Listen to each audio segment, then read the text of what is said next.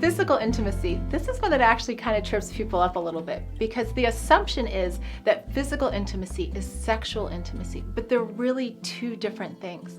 Physical intimacy is all of the closeness and connection that comes from your non-sexual touch. It's the hand-holding, the hugs, the kisses, all of those different types of touch. And what's so important is that literally from the moment we're born, touch it's something that we crave, it's something that we need, and it's something that is so, so important in marriage. And physical touch can happen at any place, anytime. That works best for you guys. Now, can it lead to sexual intimacy?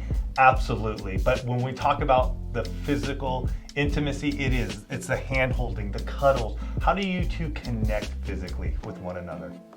A common challenge with physical intimacy is that one of you may be saying, you know what, I'm not so touchy-feely, right? Like, that's a lot of touch for me because you want to be holding my hand and you want to be hugging me.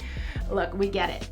In our marriage, Tony is definitely much more touchy-feely. Absolutely. But what you can do is you can learn what touches are most significant to your spouse. And then really, even if you have to set a reminder, it is okay if you have a reminder on your phone that just says, don't forget to give my spouse a hug. It's not an indication that you don't love them any less. It's actually using the tools that you have at your disposal to create that deep connection, that deep intimacy with your spouse. It's okay to say, hey, how do you like to be touched? And when we had to go through this in our own marriage, I learned, and Alisa, together we learned that one of the biggest touches, or one of the most prominent touches she could do, is when we're driving down the road. All she has to do is pick up her left hand, put it on my right knee, and it changes the world.